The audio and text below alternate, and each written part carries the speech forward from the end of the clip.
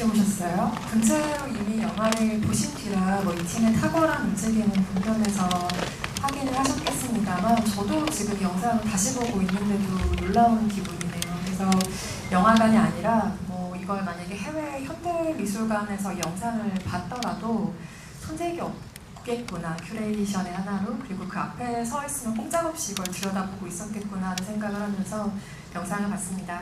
오늘의 게스트들 모시고 본격적인 이야기 시작하겠습니다. 군체 연상호 감독님, 구교환 배우님, 그리고 전영 안무 감독님까지 세 분의 게스트 모십니다. 큰 박수로 환영 부탁드립니다.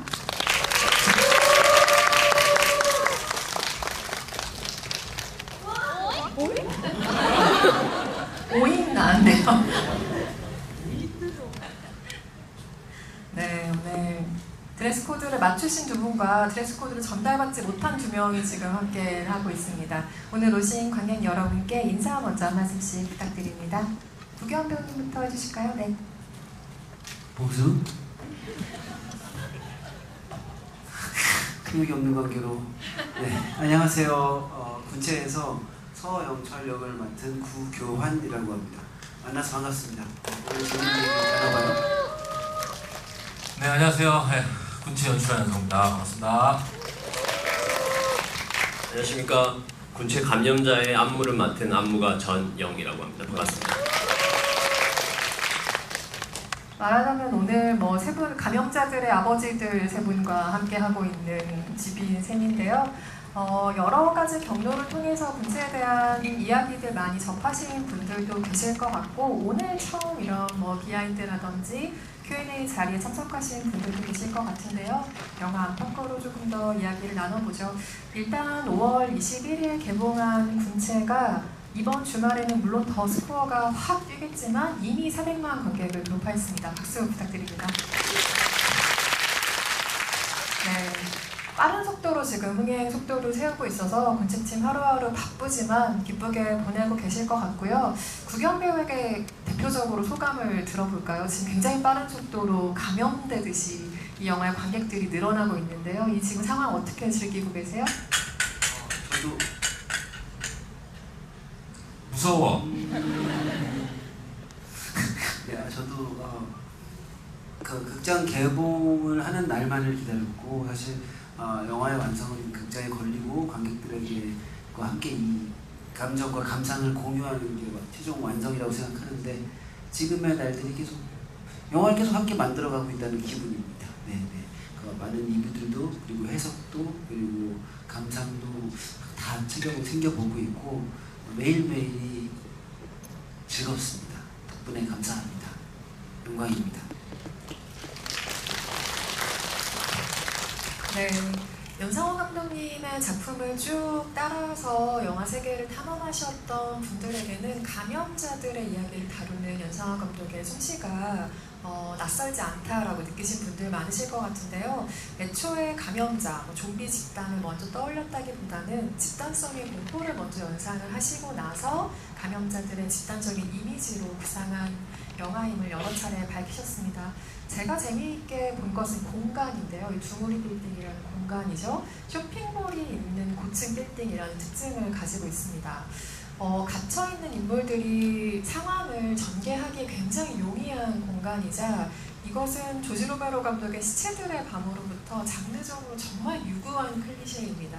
감염자들과 감염되지 않은 사람들이 쇼핑몰에 갇힌다, 건물에 갇힌다 설정이기도 하죠.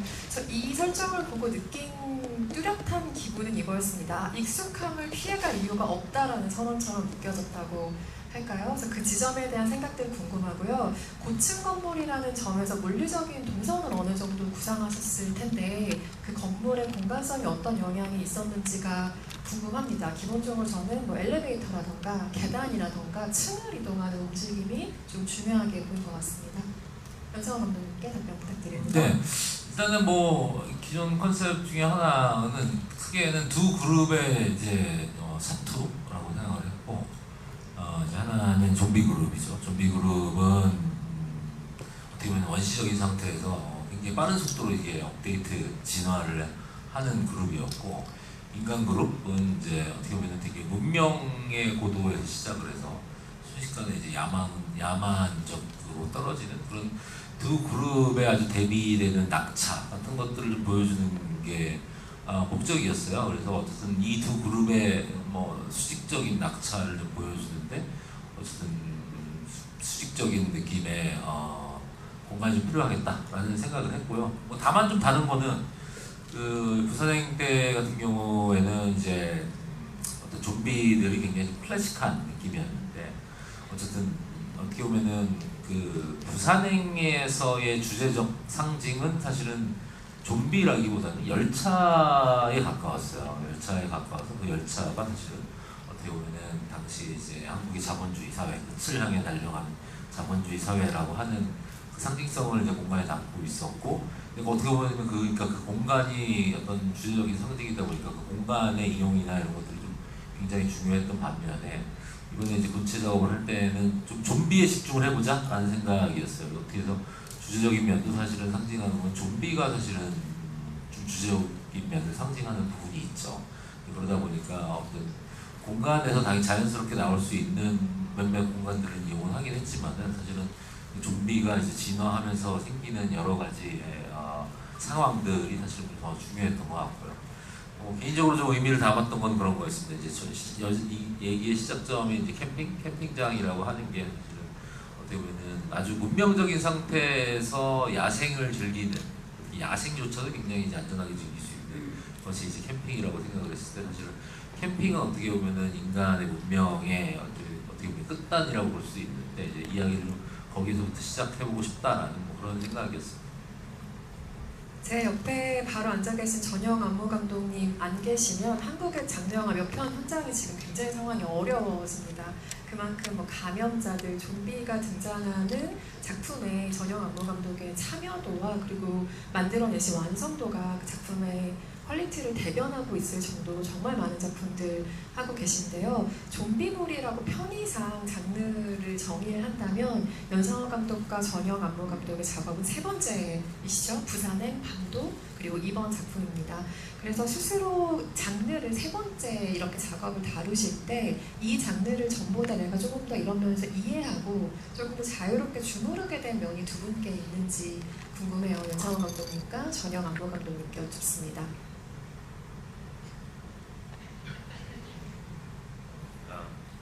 이제 영 감독님과 함께하는 이제 세 번째 좀비물이자 제 개인적인 커리어는 지금 12번째 좀비물이거든요.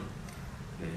그런데도 이 군체라는 작품은 부산행 때 준비했던 거랑 똑같이 다시 그때로 돌아가서 다시 연구하고 다시 그런 마음가짐으로 임했던 것 같습니다. 왜냐하면은 부산행 이후의 작품들, 뭐 예를 들어서 킹덤, 유토피아, 지금 우리 학교는 등등 이런 작품들은 부산행에서 만들어졌던 그런 동작들, 그런 매뉴얼적인 것들을 참고해서 만들었었는데요.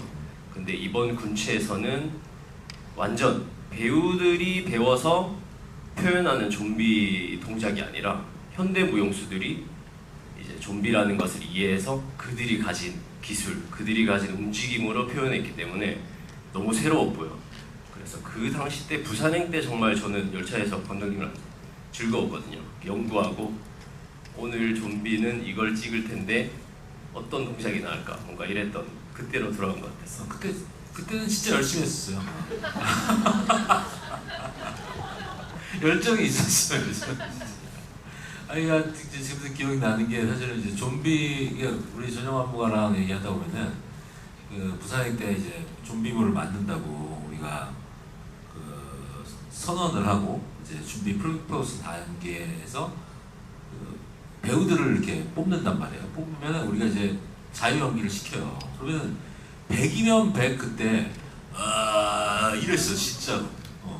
이게 근데 지금은 대부분 뭐 누구를 시켜도 약간 그 부산행 때의 좀비 이렇게 얼굴에 내미고 하는 거를 한단 말이에요. 근데 부산행 이전에는 진짜 좀비 흉내 내봐 그럼 다 이거였어요. 이거였는데 근데 그때 부산행 때는 와 이거를 어디서부터 시작해야 되는 걸까라는 약간 깜깜함 같은 게 있었거든요. 야 이거를 이 정도 좀비에 대한 생각이 이제 되게 옛날에 그 진짜 조지 로메로 영화에서의 그 좀비가 대표적인 이미지인 상황에서 이 동작을 뭐 어떻게 만들 것인가 해가지고 그때 뭐 연구도 많이 했고 근데 뭐 막 기억 남는 거는 뭐 아픈 사자 뭐 이런 것도 뭐 영상도 보고 그랬던 것 같은데 네. 아픈 사자가 뭐 이렇게 막 움직이는 그런 치매 걸린 사자였던 것 같아요.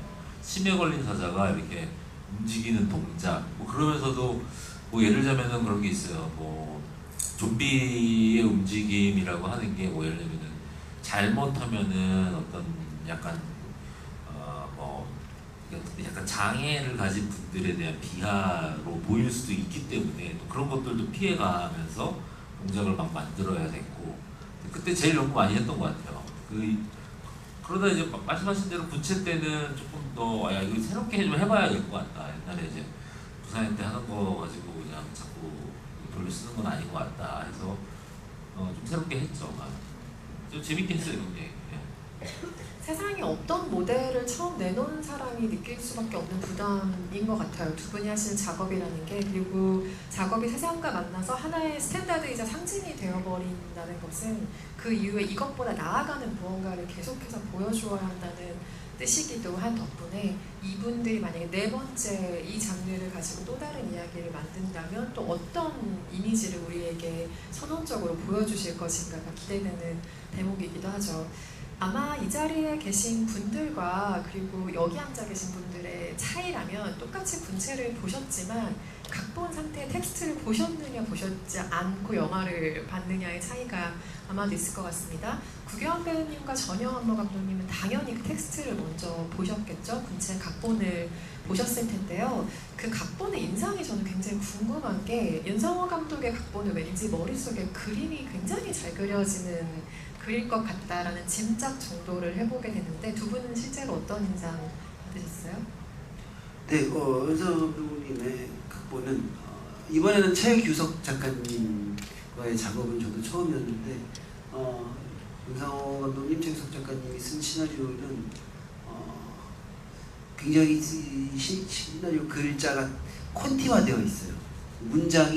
문장을 보면 그게 이제 그 영상화가 되어 있도록 문장이 이루어져 있어서 예를 들어서 뭐 부감으로 유유히 지나간다 이런 건 없겠지만 어떤 공간성과 이 글만으로도 콘티가 보일 정도의 어떤 디테일을 자랑하시고 뭐 거기에서 이제 여백이나 이런 것들은 이것을 어떻게 채워야 하지 하면은 연상원 감독님께서 이미 그 연기를 준비해서 보여주고 계시고 있죠. 네. 뭐 대표적으로 업데이트 어떤 시그니처한 어떤 있잖아요. 그런 것들을 감독님께서 좀 먼저 시연을 해주시고 제가 그것을 따라하는 방법이었습니다. 네. 아무튼 정리하자면 굉장히 시나리오가 콘티화되어 있다. 네. 저도 같은 의견입니다. 영 감독님 시나리오를 읽으면은 약간 만화책 보듯이 좀 술술 읽히고요. 그리고 제가 이해하지 못하는 그런 이제 씬에서는 미팅 때 직접 동작으로 다 보여주세요. 그래서 너무 업데이트뿐만이 아니라 부신. 뭐 지하 주차장도 그렇고 현이 연석을 모방하는 감염자도 그렇고 모두 감독님이 일단 첫 번째 그런 모델을 직접 몸으로 표현해서 알려주셔서 맞다. 그거 업히는 거를 내가 했었구나. 그래. 나 직접 보여주시네. 직접. 쑥 내려가는 거? 아니 그거 말고 그 처음에 이렇게 업히는 거 있어. 그걸 누구랑 같이 했어요? 거기 배우분이랑 같이 했어. 그 현장에서. 직접 또 시연을 많이 하시는군요. 현장에서. 네. 네. 근데 이게 물론 이제 제가 또 중년이고 그래서 몸이 또 이렇게 또 50견이 와 있습니다. 그래서 팔이 안 돌아가요. 팔이 안 돌아가서 뭐 이렇게 그 시연을 할 때 이게 진짜 이게 무용수들처럼 이렇게 멋있게 하는 게 아니라 느낌을 하는 거죠. 느낌을 예를 들면 저도 앉아서도 설명을 해주는 거예요. 이게 업히는 게 어떤 느낌이냐면 뭐 이런 느낌이다. 그러면 기가 막히게 이제 오케이 이게 전달이 되는 거예요. 소통이 완전한. 전형 감독님도 느끼시겠지만 그렇게 뭔가 시나리오나 문장이나 어떤 콘티가 확실히 다 이렇게 정확하게 제시되어 있으면 거기 안에서 플러스 알파를 던지는 재미가 있어요. 이미 어떤 목적이 정확하게 가야 될 목적이 있다면 이걸 우리가 이제 우리 받아서 배우 같은 입장인 거잖아요. 우리 뭐또 이 안무를 짜셔야 되는 입장이고 저는 또 여기 안에서 또 동선을 만들어야 되는 입장인데 이미 가는 지도가 확실히 있으니까 여기에서 뭔가 새로운 아이디어를 더 쉽게 더 플러스 알파를 만들어낼 수 있죠. 근데 내가 조금 그 업데이트 관련한 것도 좀 자신감이 좀 붙은 상태였어요. 왜냐면은 지옥 때도 처음에 이제 지옥 대본을 쓸 때는 이제 지옥 사자가 나타나서 사람을 찢어 죽인다 했어요. 찢어 죽인다 했는데 최근 작가랑 일을 하다 보니까 이게 엔딩이 있어야 된다는 거야. 이게 다 찢어 죽이다가 그냥 어느 순간인지 모르게 가는 게 아니라 엔딩이 있어야 된다 해서 이거를 이제 했는데 요게 다시 한번 해볼까? 근데 이게 기세로 가니까 이게 시그니처가 되는 거야. 그래서 이거 또 하는데요. 이거 처음 봤을 때는 그러니까 업데이트 기세로 가야 된다. 뭐 그랬던 기억이 있습니다. 연상호 감독님이 지금 짧게 보여주신 시연을 현장에서 훨씬 더 많이 하시겠죠? 오늘 관객들께서 현장의 분위기를 잠시 지금 보신 셈입니다.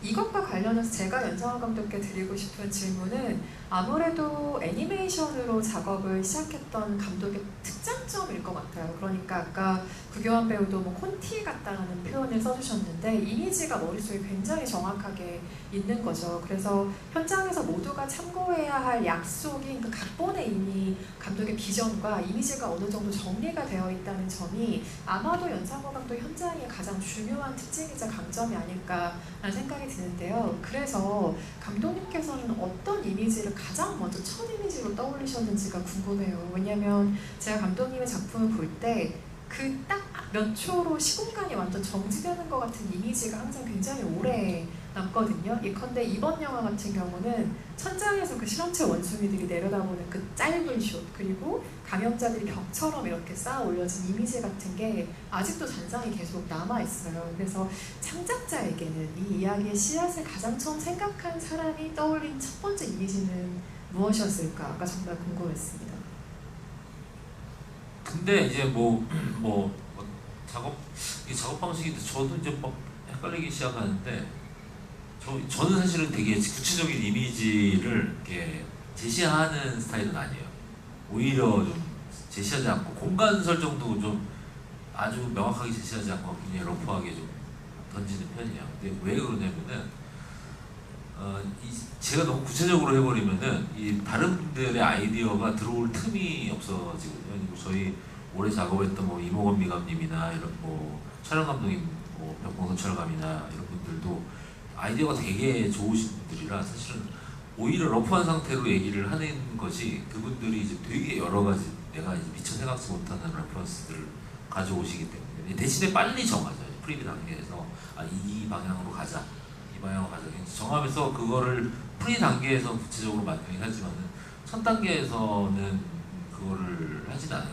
근데 액션 장면도 사실 마찬가지였고 제 기억에는 그 엔딩의 그 엔트밀이라고 하는 장면도 거의 엔딩까지 그러니까 프리 플러스 막바지까지 그게 없었어요. 그 엔트밀이라고 하는 게 일어난다라고 하는 게 시나리오에 없었고 그냥 계속 그거만 있었죠. 뭔가가 필요하다, 뭔가가 뭐 시그니처적인 뭔가가 엔딩이 필요하다라는 것만 있었고 그냥 대본에서는 그냥 오류를 갑자기 집단적으로 일으킨다. 그래서 뭐 리셋됐다. 뭐 이런 식으로만 써 있었지. 그게 어떤 형태냐라고 하는 거는 실은 프리프로스 마지막까지는 또 없었어요. 안 그래도 그 엔트밀 아이디어는 무용팀의 제안이라고 제가 들었거든요. 그 고민의 과정을 조금 더 듣고 싶은 게 각본상에 말씀하신 것처럼 오류를 일으킨다 정도의 묘사였다면 이전에 또 고려하셨던 움직임들도 있을 것 같거든요. 마침 장면 얘기해 주셨으니까 해당 장면의 시연을 둘러싼 고민들을 좀 먼저 나눠보죠.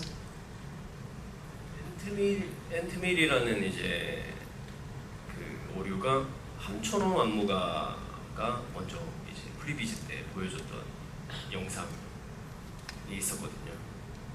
아주 이거 더 정확하게 얘기하면은 저희 최초의 엔트밀의 아이디어는 놀랍게도 쇼박스 투자팀에서 나왔어요.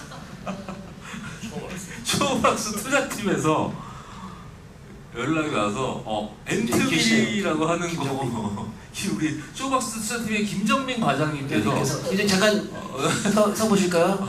저기 김정희 과장님. 저기 헤드폰 찍고 있는 네, 지금 저기 있습니다. 네.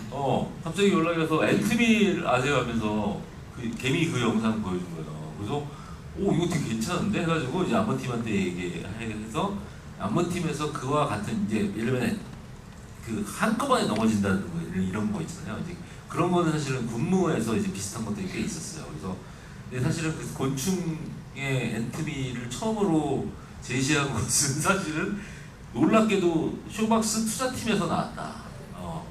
너무 신기하잖아요.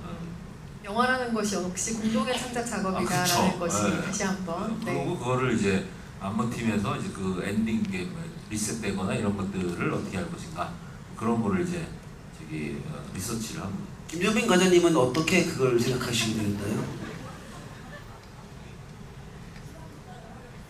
네? 집단지성. 투자팀 회의. 네. 겸손하십니다.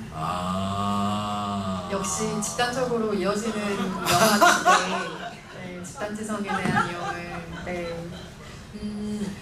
그러면 그 엔트밀이라는 설정이 구체적으로 들어오기 전에 무용팀에서 여러 가지 떠올리셨던 아이디어는 또 뭐였어요? 어떤 방식의 오류여야 할까를 고민하셨을 텐데요. 네, 영화 이제 보시면은 이제 불에 타잖아요.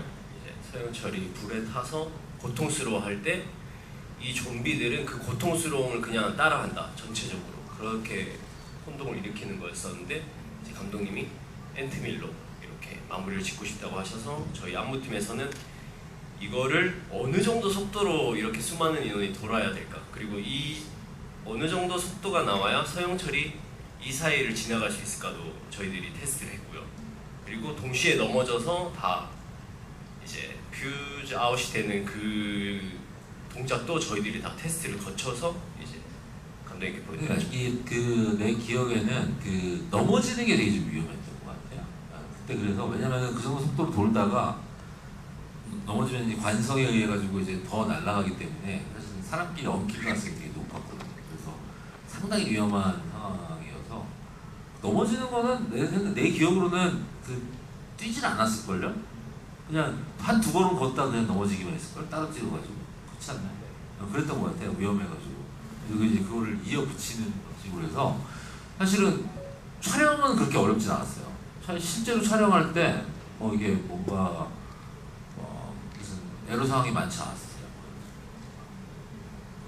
만약에 서영철이 불에 타는 그 고통스러운 무언가를 또 감염자들이 따라했다면 어떤 식으로 움직였을지, 구경 배우는 그 움직임을 얼마나 즐겼을지 또 이런 상상이 또 되기도 하는데, 서영철이라는 이 문제적인 캐릭터에 대해서 조금 이야기를 해볼까요? 이 사람은 신인류를 만들려고 하는 거잖아요. 그러니까 좀비를 만들려는 계획이 있었던 사람은 사실 아닌 거죠. 그래서 이게 SF 장르물로 치면 매드 사이언스가 꼭 등장을 하는데 딱 그런 역할을 이 영화에서 서영철이 하고 있는 거죠. 게다가 외톨이가 되고 싶어하는 사람은 아닌 것 같고 좀 집단을 소원하는 인물처럼 보이기도 하는데, 그런 면에서 궁금했어요. 이 캐릭터가 인간성을 어떻게 생각하는 걸까? 서영철에게 인간성이라는 게 어떤 것이었을까? 혹시 구경 배우님 고심하신 지점이 있을까요?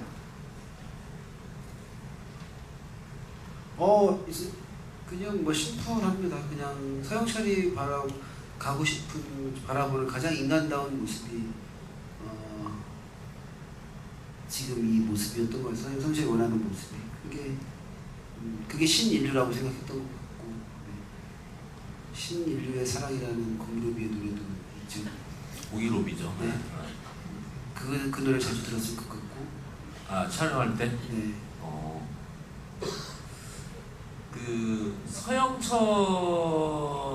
저는 그렇게 생각해요. 서영철이 뭔가를 진짜 신인류를 만들고자 하는 욕망보다는 인간의 개별성이 주는 뭐라고 해야 되나, 질투라든가 시기라든가 소통의 불안정에서 오는 답답함 같은 것에 대해서 굉장히 이제 지긋지긋한 식물 같은 분노 같은 게 있는 사람이라고 생각했어요. 그러니까 테러리스트가 됐겠지. 사실 테러리스트는 더 나은 목적을 갖는다기보다 무언가가 너무 싫으니까 이제 그 테러리스트가 되는 건데 인간의 개별성이 너무 싫고 이제 소통의 불안정이 너무 싫은 거예요. 그랬던 인물이 아니었을까라는 생각을 합니다. 근데 한편으로는 그런 생각 안 하셨어요? 저도 물론 서영철이 가지고 있는 사연에 공감도 하고 이 사람이 가지고 있는 상처도 이해를 했지만 회사 생활 되게 못했을 것 같은데, 그리고 이 사람이 그 바이오에 있을 때 다른 사람들이 이 사람 때문에 소통을 굉장히 힘겨워했을 것 같은데 왜 본인이 그 소통 오류를 생각하면서 모든 인류의 그 비극을 그런 식으로 상상할까? 역시 본인의 단점은 본인만 제일 모른다, 이런 느낌을 가지면서 또 서영철을 바라보게 되는 면도 있었고요. 구규환 배우의 연기를 볼 때마다 우리가 항상 정말 감탄하게 되는 지점들이 있죠.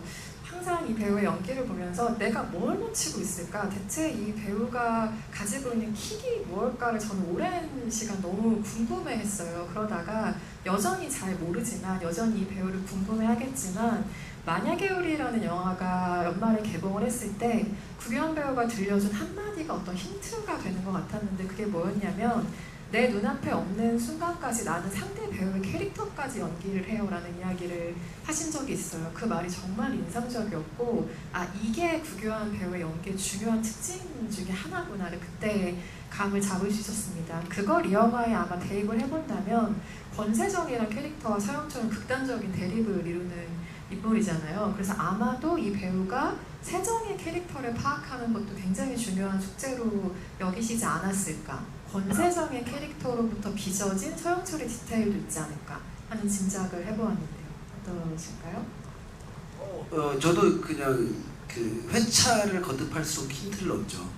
그래서 뭐 그 프로덕션 상태에서 감독님과 얘기하고 뭐 제가 준비한 어떤 계획들도 있지만 이제 크랭크인이 들어가고 슛이 이제 회차가 시작되면 그거는 크게 영향을 안 받으려고 애씁니다. 왜냐하면 상대방의 연기를 보면서 진화하는 제 연기도 있고 뭐 예를 들어서 뭐 엔딩씬을 먼저 찍거나 뭐 후반부를 먼저 찍었으면 뭐 그게 제가 예상한 대로 흘러가지 않더라도 오히려 땡큐 그러면은 앞에를 다시 또 조정할 수도 있는 거고 계속 그 실시간으로 기분 좋게 업데이트를 하면서 연기를 하는 입장이에요. 그래서 아마 권세정 역할을 한 전지현 선배님의 연기를 보면서 계속 저도 제 연기도 진화를 했기를 바라는 마음입니다. 네. 장면마다 현장에서 업데이트하는 모습들을 네, 현장에서 모든 분들이 오늘 7신을 이렇게 했으니 4신을 이렇게 접근해보자. 7신의 결과물이 이렇게 나왔으니 그러니까 뭔가 계속 재밌는 퍼즐을 푸는 기분이에요. 네. 인상적인 표현입니다. 재미있는 퍼즐을 풀어가를 하신다는 게요. 감염자들의 동작 설계에 대한 이야기 조금 더 나눠볼까요? 만약에 대략적인 콘셉트만 주어진 상태에서 작업을 한다면 이게 어떤 방식으로 대체 빌드업이 될까라는 것이 굉장히 궁금한데요. 이를테면 군체에서는 감염자들이 서로의 신체를 결합하는 움직임이 있죠. 누군가를 보고서 그렇게 움직인다는 설정이 있는 건데요. 그건 예컨대 어느 정도의 묘사에서 발전을 해나가는 움직임인지 궁금해요. 이게 움직임이라 말로 설명해 주시기 좀 어려운 부분도 있겠습니다만 어떻게 이게 발전되어 가는 과정인가요? 감염자들의 움직임이.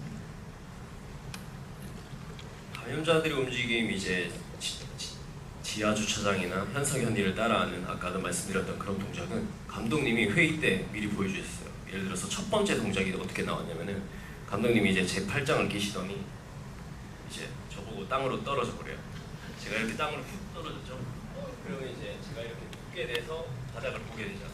그 동작을 감독님이 직접 보여주셔서 그러면은 되게 몸을 잘 쓰시네요. 내가 지금 50개월이 와서 그런데 원래는 조금 그게 느낌이 네, 있지. 그렇죠. 네. 말씀하세요. 네.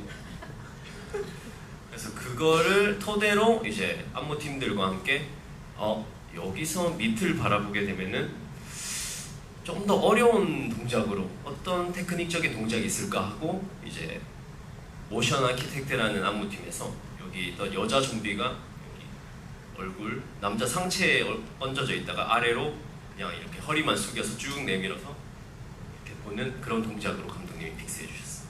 아니 난 제일 신기했던 게 이제 대본 이게 처음에 이제 그 안무팀이랑 회의할 때는 제가 얘기하다 보니까 기억이 나는데 그 어떤 CF가 있었어요. CF가 뭐가 있었냐면 여자가 이제 군축 속에 있는데 이 여자가 이제 이렇게 쓰러지려고 하면은 이제 옆에 사람이 잡쳐서 밀면은 이 여자는 이제 남의 힘에 의해서 이렇게 가는 그런 CF가 있어요. 내가 이제 그런 CF를 처음 이제 안무팀이랑 보여주면서 어쨌든 이게 군체니까 사실은 여러 명이 한 몸처럼 움직이는 거잖아요. 그러니까 이런 이제 개념에 대한 설명을 해주고 이제 나는 제일 신기했던 게 이제 대본에 이제 그 통제실을 검색한다 이게 있었는데 이게 좀비가 이러고 다니다가 갑자기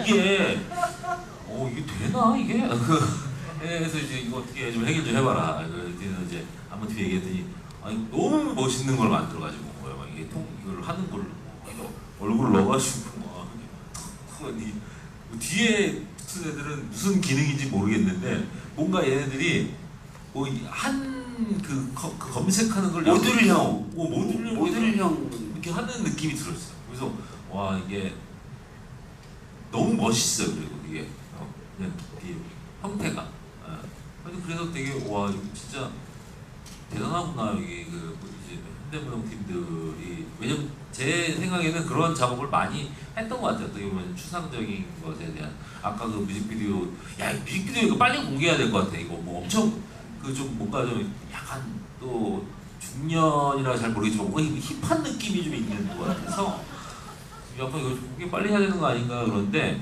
이거 같은 경우도 사실은 보면은 그 뭐야 어쨌든 이 내용을 압축한 거잖아요. 군체라고 하는 내용을 압축한 거잖아요. 그러니까 이게 진짜 잘 만드시더라고요. 그 현대무용팀도 자기 직업 자체가 되게 추상적인 감정을 이렇게 몸으로 표현하는 게 원래 직업이다 보니까 굉장히 그게 익숙하신 거예요. 그런 이 작업들이. 그래서 되게 좀 신기했어요. 한편으로는 이거 뭐 CG 조금 들어갔겠지, 이거 뭐 와이어 몸에 매단 거 아니야? 이런 반응들을 들으시면 그게 재미있기도 하고 좀 억울하기도 하고 그러실 것 같기도 하네요. 저는 너무 좋아합니다. 이제 댓글이나 이런 거에 맨 처음에 군체 예고편이 나왔을 때 좀비 벽으로 만든 그 장면이 나왔는데 누가 댓글로 이렇게 달았더라고요. 그 장면을 링크해서 이거 언리얼 엔진 사용해서 만든 요즘 게임에서 많이 쓰는 그런 그래픽이다. 그래서 제가 댓글을 달고 싶더라고요. 절대 아니다라고. 근데 아니다 다를까 메이킹으로 이렇게 좀비 벽을 안무팀들이 직접 만든 걸 보여주니까 저는 너무 좋았고. 써야지. 언리얼이 아니라 언데드다.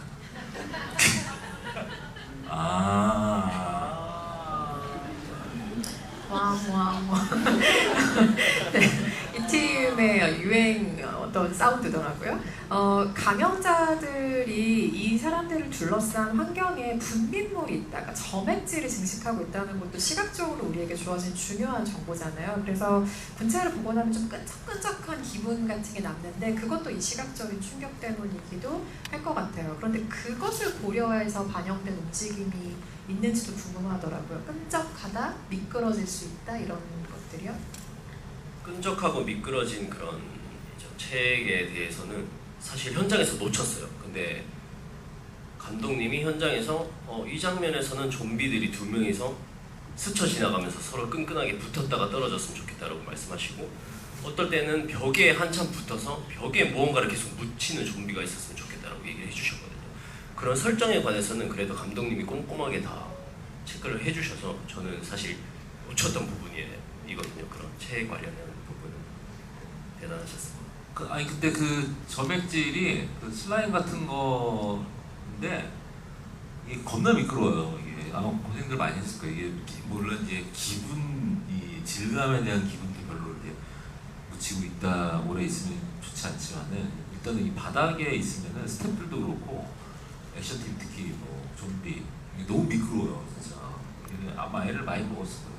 많이 먹고 점액질에 관련된 것도 아마 처음 대본에는 없었던 걸로 내가 기억을 하는데 왜냐면 이제 그냥 소통을 한다였지. 근데 이제 좀 프리 단계에서 이 소통을 어떤 근거에 의해서 한다라고 하는 게 좀 명확하게 있어야 되지 않겠냐. 그리고 좀 달랐으면 좋겠고. 그래서 뭐 이미지적으로 그런 거 생각했어요. 리들리 스콧의 에일리언 1을 보면은 안드로이드라고 있죠. 그 나쁜 놈. 안드로이드가 나중에 이제 안드로이드인 거 모르다가 안드로이드 밝혀졌는데 막 피가 허연 게 막 이렇게 뿜어져 나온단 말이에요. 근데 그게 미안했죠. 너무 강렬했거든. 진짜 빨간 피가 뿜어져 나오는 것보다 하얀 피가 막 뿜어져 나오는데 그게 너무 이제 기괴했던 거예요. 그래서 이제 그런 거 보여주면서 전반적으로 이제 좀비들도 이런 식으로 됐으면 좋겠다. 뭐 그런 얘기 했던 거 기억이 나요.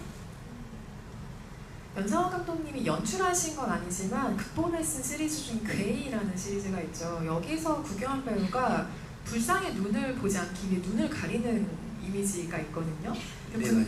군체에서는 억지로 눈 가리개가 계속 씌워지는 입장이잖아요. 자꾸 연상호 감독님과 얽히면 눈이 가려지는 상황이 발생을 하는데 사실 배우에게 눈은 활용할 수 있는 게 엄청나게 많은 무기인 신체 부위이기도 하거든요. 근데 그렇게 시야를 제한하면서 배우가 느끼는 뜻밖의 좀 자유로움 같은 것도 역으로 있을 것 같다는 생각을 해봤어요. 어떠셨어요? 네. 서영철 같은 경우는 감정을 익히지 않는 게 재미이기도 해서 오히려 눈을 가린다고 했을 때 더 서영철을 표현하는 데 있어서 더 유리하다. 10명이 보면 10명이 다 다른 서영철의 눈을 관람하게 될 것인데 배우로서는 굉장히 되게 유리해지는 표현인 거고, 그리고 심지어 저는 흥미로운 건 다 보면서 아시겠지만 그 수갑도 앞으로 쳐져 있고 묶여 있는데 이렇게 안 보는 행위가 저는 서영철이 무섭고도 불쾌하기도 했고, 네, 서영철의 캐릭터를 정확히 알 수 있었던 것 같아요. 네, 그리고 그렇습니다. 그렇죠. 가리개를 어떤 식으로 또 억지로 뭔가 하려는 움직임이 이 사람에겐 전혀 없죠. 그 점이 또 이 사람을 굉장히 크리피하게 느끼는 어떤 지점이기도 한 것 같고요. 감염자들을 여기서는 집단적으로 조종하는 역할을 구현 배우가 맡으셨는데 이전에 연상호 감독님과 함께 하신 반도라는 영화에서는 631 부대를 이끄는 서대위를 연기하셨어요. 항상 집단의 리더 역할로 구현 배우를 혹시 자주 연상하시는 이유가 있을까요, 정 감독님? 이게 되게 리더 같지 않아 보이는 그 느낌이 뭔가 묘하게 좀 관객을 좀 불안하게 만드는 것 같아요. 예를 들면은 그 반도 때도 그 서대위라고 하는 인물이 좀 되게 불안한 인물이잖아요. 되게 불안한 인물이다 보니까 근데 어떻게 보면은 그 631 부대라고 하는 야만적인 그런 언제 부서질지 모르는 그런 야만성이 있는 집단의 우두머리라고 하는 사람이 너무너무 불안하니까 이 집단이 파국으로 갈 것이다 라고 하는 게 이제 너무 좀 보이는 면이 있었던 것 같고, 이 군체 때는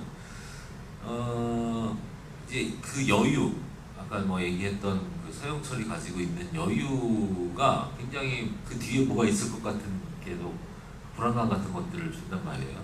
그런 것들이 교환 배우가 어떻게 보면은 좀 그런 불온한 에너지 같은 분위기 같은 것들을 좀 잘 만들어내요. 이게 되게 동물적인 감각으로 또 뭐 그런 것을 어떻게 해서 좀 더 그런 불온한 이미지들을 잘 만들어내는 편인 거예요.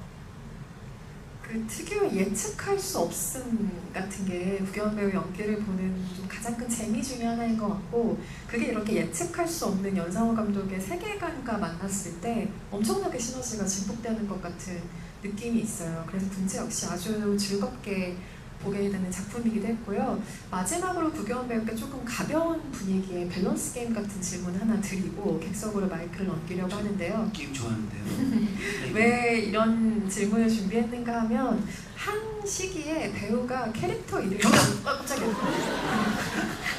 해보세요. 정답. 한 번 더 들어볼게요. 그래서 한 시기에 2개의 캐릭터 이름으로 완전하게 기억되는 일이 배우한테 진짜 어려운 일이거든요. 근데 지금 군체 서영철과 얼마 전에 끝난 모자무사의 황동만으로 우리에게 너무 강렬하게 기억이 되고 있잖아요. 그래서 준비한 질문입니다. 모두가 자기 자신의 지시에 따르게 만들 수 있는 서영철이 있어요. 그리고 아무도 자기의 이야기를 들어주지 않아서 뒷산에서 자기 이름을 홀로 외롭게 외쳐야 되는 황동만이 있습니다. 평생 하나의 캐릭터로만 살아야 한다면 구현 배우의 선택은 서영철입니까? 황동만입니까?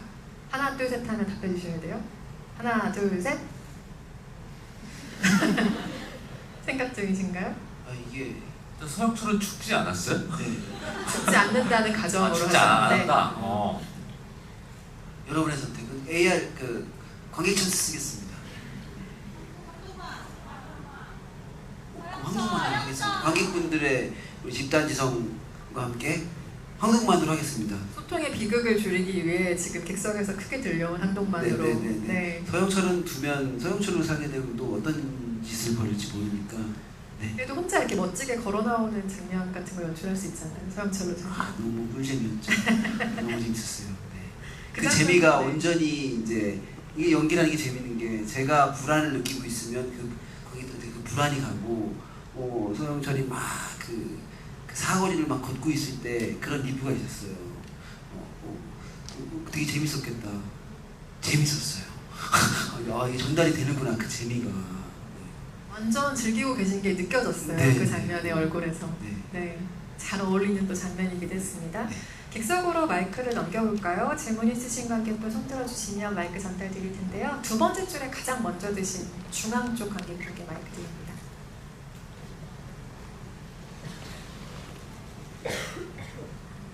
안녕하세요. 일단 질문 받아주신 은선 저널리스트님께 감사 인사드리고 그 영철이가 이제 잠시만요. 설을 붙여야 합니다.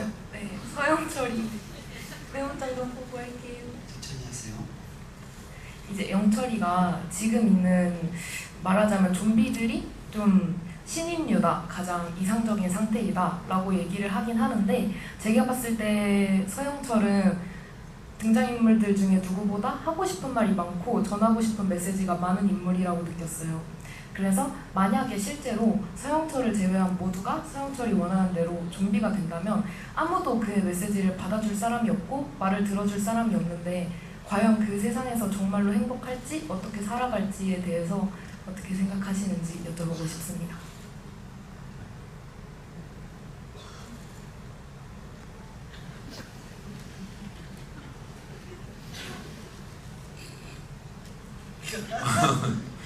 아니 서영철은 나는 좀 먼저 완전히 다 좀비가 되면은 되게 외로울 것 같아요. 왜냐면은 굉장히 많은 정보들은 오고 있는데 사실 정보의 질이라고 하는 예를 들면 정보를 받아들이는 감각이라고 하는 거는 같아진 상태이기 때문에 그게 되게 재밌는 정보는 아닐 것 같거든요. 근데 이게 이제 예를 들면 서영철도 이 집단지성이 물론 하나지만은 이 역할이 다르잖아요. 일본어족이다 보니까 역할이 다르다 보니까 어떻게 보면은 유일한 개별자란 말이에요. 어떻게 보면 다 하나가 됐는데 다 하나가 된 와중에 보고를 받는 유일한 개별자인 상태다 보니 심심하겠죠. 굉장히 외롭겠죠. 서영철은 사람을 좋아해요. 네. 사람을 좋아해서 미쳐버리는 것 같아요. 맞아요. 너무너무 외톨이가 되고 싶지 않아서 이런 짓까지 벌이게 되는 사람 같은 느낌이 있죠. 질문과 답변 모두 감사하고요. 다음 질문 받아보겠습니다. 구경 배우님 한번 지목해 주실 수 있을까요?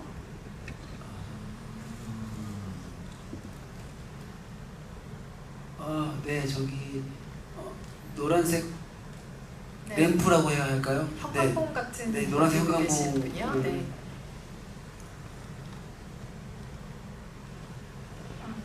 안녕하세요. 배우님이랑 감독님 오늘 옷 너무 멋지세요. 영화 너무 잘 봤고요. 저는 배우님한테 질문 드리고 싶은데 중간중간 좀비랑 이제 컨택하실 때 지으시는 표정이나 그다음에 이제 모션 같은 것들을 이제 연습을 혹시 따로 하셨는지 아니면은 연습을 하셨다면 혹시 과정이 어땠는지 아니 현장에서 어떤 소통으로 이루어져서 그런 모션이나 표정들이 완성됐는지 좀 궁금했습니다.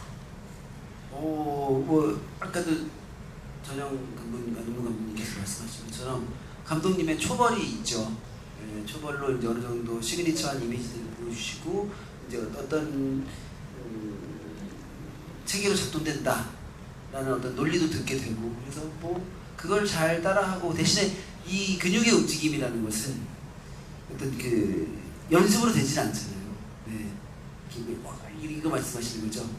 어떻게 될 때. 그래서 그런 것들은 그냥 최대한 거기 안에서 분명히 어느 정도 고통도 있을 것이고 뭐 어떤 느낌일까 뭔가 몸에 있는 피가 위로 쑥 빨려나가는 느낌일까? 뭐 그래서 계속 이런저런 압력을 주려고 좀 노력했던 것 같아요. 저한테. 개인적으로는 뭐 어떤 식단도 좀 하신 걸로 알고 있어요. 웬만하면 마그네슘이 있는 네. 음식을 안 먹는다든가. 마그네슘 부족도 필요하기 때문에 식단 관리하면서 마그네슘을 농담입니다. 이거는 네, 건강하게 잘 촬영했습니다. 그 사실 그 동작이나 이런 거에서 테스트를 꽤 많이 했어요. 우리 안무팀에서도 여러 가지를 해보고 교원 배우한테도 설명도 하고 실제 테스트 촬영도 하루 해가지고 해보고 CG팀까지 와서 뭐 어떤 식의 이펙트도 보고 해가지고 뭐 그런 거를 좀 많이 그거 많이 했었어요. 테스트 많이 해서 최종적으로 픽스된 게 있었고 그거에 따라서 이제 간 거죠.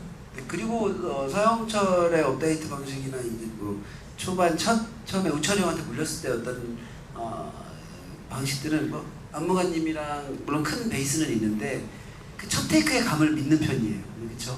그래서 우리가 어느 정도 그 큰 틀은 약속은 하되 안무가님께서도 전혀 어떻게 이제 이 타고 움직이는지 이런 것들에 대한 어떤 팝핑처럼 이렇게 움직여 보기도 하고요. 하지만 결국에는 첫 번째 테이크의 감을 믿고 움직여서요. 그래서 그 소리도 그래요. 막 제가 처음에 우철 형한테 밀렸을 때 이렇게 해서 뒤로 넘어가잖아요.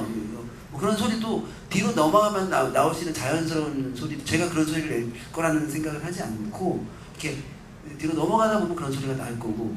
아니 거기를 그래서 넘어가는데 그 장면을 이제 촬영할 때 우리 현장 편집본이 매일 나오니까 우리 딸한테 보였더니 우리 딸이 구교환 형이 잘한다. 우리 딸이 그러더라고. 기분 좋았어요. 첫 번째. 그리고 우리가 다 춤을 좋아하는 사람들이기 때문에 그 처음에 그 잭스키스의 학원 별곡에 백다운이라는 어떤 기술이 있어요. 안무가님 백다운을 말씀하시는 거군요. 알겠습니다. 하고 이제 그 이재진 씨가 선보였던 기술인데 쫙 해서 백다운으로 넘어가는 것들은 되게 생각보다 우리가 춤을 사랑하는 사람들끼리 잘 소통이 되었죠. 소통의 불안전함은 없었습니다. 네. 학원별곡을 모르는 분들과 소통의 불안전함이 지금 있을 것 같은데 혹시 모르신다면 퇴장하실 때 유튜브에 한번 검색을 해보시면 네, 센세이션한 춤이었습니다. 네, 맞습니다. 네, 다음 질문 또 받아볼게요. 이번에는 저쪽 끝에 사이드 관객분 중에 한 분을 연상호 감독님께서 지목해 주실 수 있어요? 네, 이쪽 끝이요. 오른쪽 끝이요. 네. 끝에 저기 검은 옷 입고 약간 손을 이런 식으로 드신 분? 안무를 이렇게 해주셨어요. 네, 질문 드릴 수 있어서 영광입니다. 저는 배우님과 감독님 두 분께 질문 드리고 싶은데요.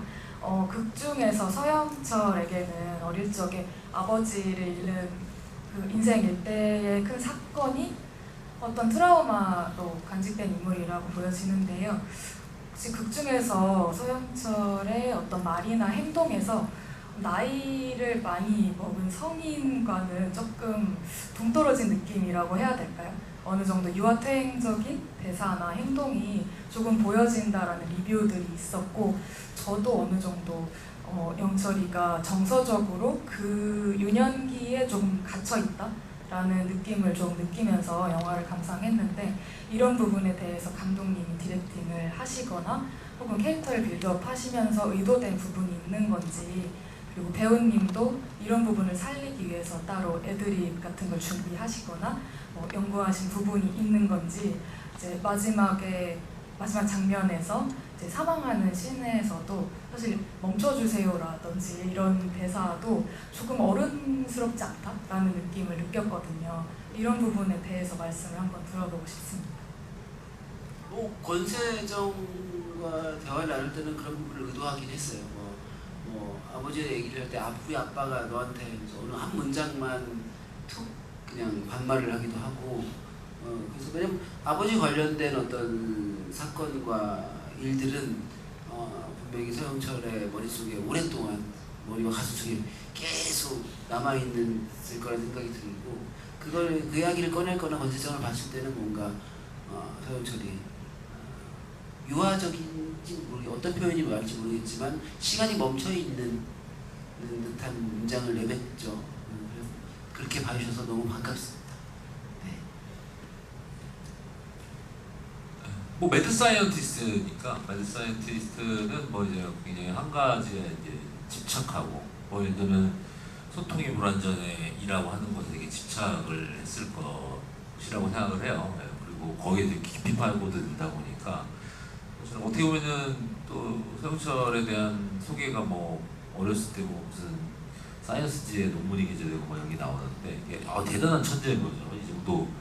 이 정도 바이러스를 만든다는 거는 상당한 천재인 건데 저는 그런 생각을 해봤습니다. 이게 체인스 바이오에 굉장히 젊은 나이에 입사를 해요. 특허도 여러 개 갖고 있을 것 같아요. 이제 거기서. 그래서 내가 생각하는 자산이 좀 많다. 왜냐면 이 정도 연구를 하는 사람이면은 특허가 꽤 여러 개가 있었어요. 두리 빌딩 건물주라는 얘기도 있어요. 그러면은 서영 그래요? 아니 그냥 잠깐 막 던진 농담 던지는 거예요. 자산이 상당하다. 근데 이제 그런 거 있지. 자산이 상당한데 이제 관심이 없는 거지 돈에. 왜냐면은 자기는 너무 거대하고 재밌는 것에 빠져 있는 사람이다 보니까. 근데 확실한 건 그런 거 있는 것 같아요. 인간관계가 좀 지긋지긋할 것 같다. 뭐 예를 들면은 강우철 용이 처음에는 막 이런 어린 천재를 막 데려다가 했는데 얘가 너무 미쳐 있으니까 내쫓은 거 아니에요. 그러니까 그거에 대한 이제 형이잖아요. 형 믿고 갔는데 좀 자기 좀 쫓아내게 인간에 대한 믿음이나 배신 뭐 이런 것들이 좀 지긋지긋한 상태.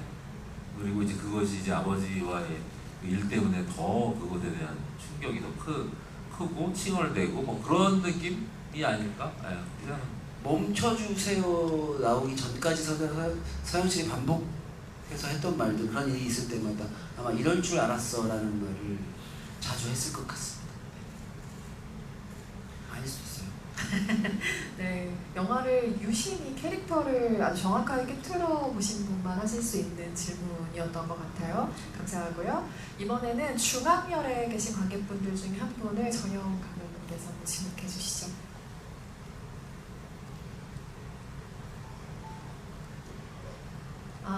질문을 마이크를 안 드릴 수가 없네요. 일개미의 질문개에 챙겨주세요라는 글자 쓰고 계신 분입니다. 안녕하세요. 일단 안무 감독님 질문 기회 주셔서 감사하고요. 저는 너무 궁금했던 게 감독님과 배우님께 두 분 다 질문 드리고 싶은데 서영철이 그렇게 상도 받고 학문지에 오를 정도로 똑똑한데 신인류의 예를 들면 대표 지성이 된 기분이잖아요.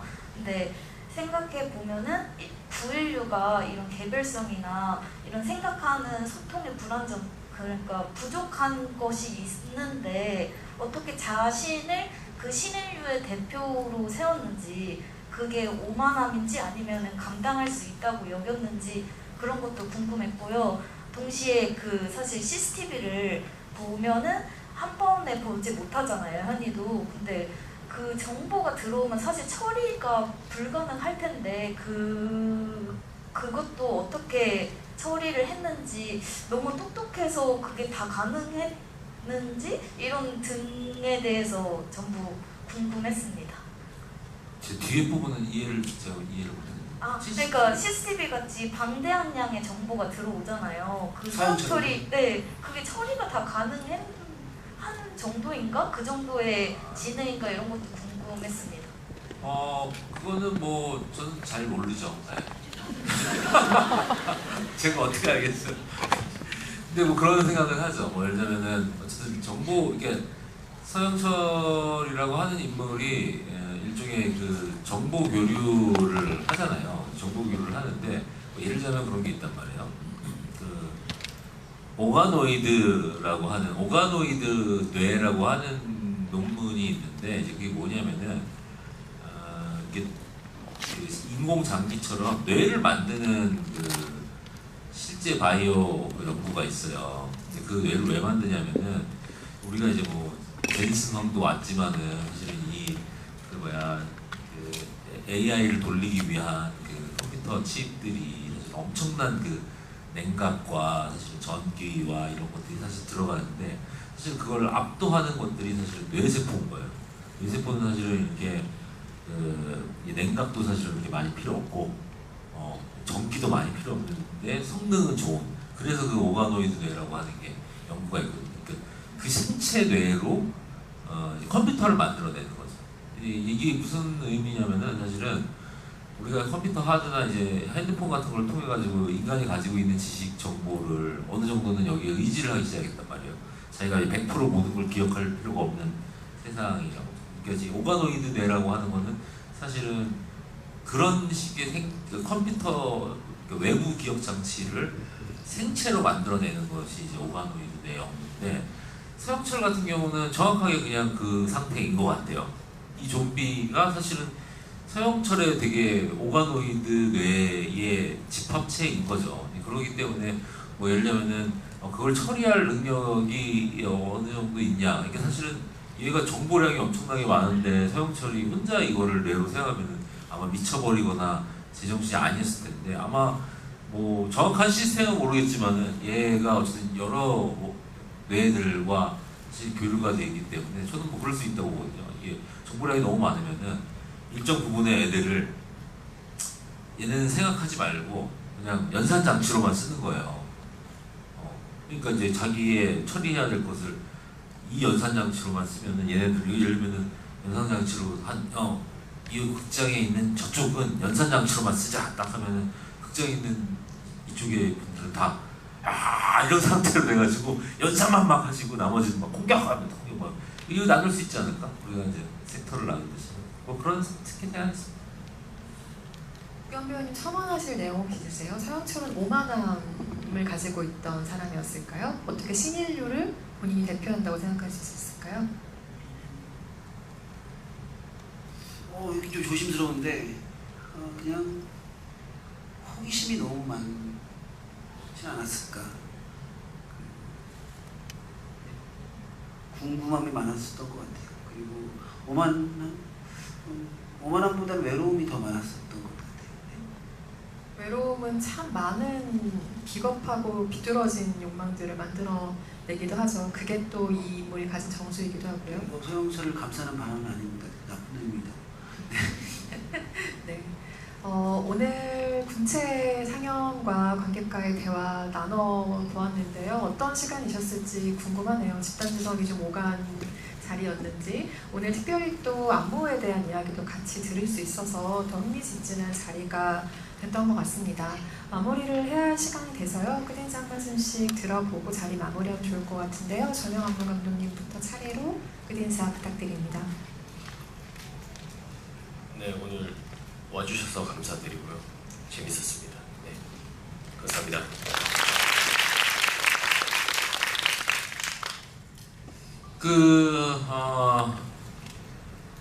군체가